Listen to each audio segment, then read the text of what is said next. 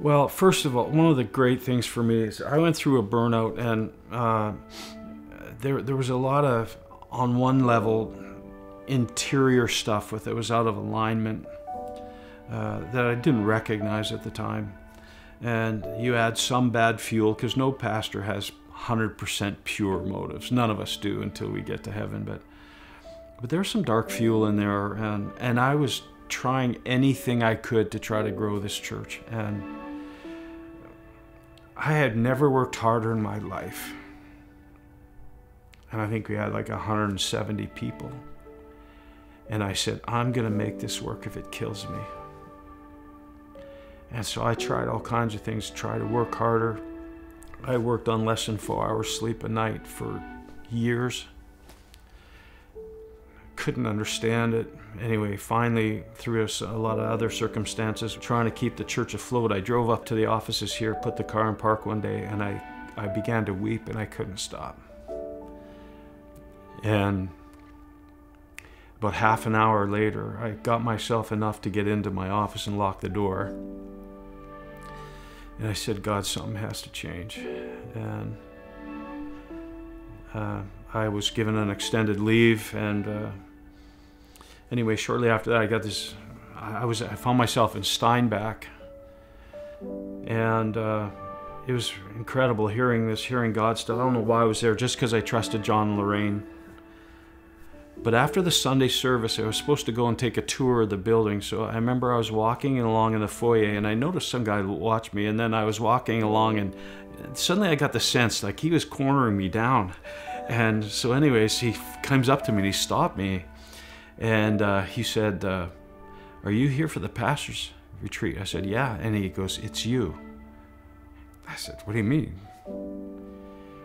He said, can we talk? So he took me in a side room off of near the food court area at Southland, and began to tell me this story. His small group has been praying, and the Lord gave him this picture of a stallion, and it was magnificent from a distance, but the closer they got up to it, it was full of scars and bruises, and it just wasn't where it should be. And they said, that's you, isn't it? So I just told them what I just told you. And I said, God, there's something to all this I've been hearing. And then I went to the prayer summit that night. And we're told to wander and stop at some place. And this group prayed over me eventually. And some of their words were exactly where I was in my journey. And I felt the love and the care of God so strongly. I mean, I could tell you story after story. And then taking the Hearing God workshop on the Monday and going, oh, something was just leaping in my spirit. That could it be that there is a new level of relationship with God? Could it be that there'd be a different way to do ministry? And coming out of this whole burnout thing, it was breathing life into me.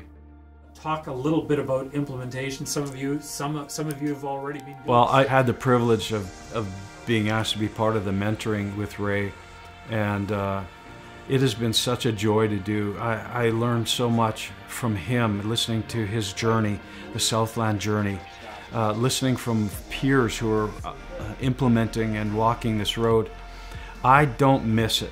I have been overseas, and we have a partnership. My wife has been serving in Cambodia like a lot, and so I'm overseas a lot, but I don't miss it. You know, I'm up there. We start at midnight there or something like that, and sometimes I'm outside because of just the situations, and I'm sweating, get eaten by mosquitoes, praying I don't get malaria, but I got the phone and I'm listening and taking notes.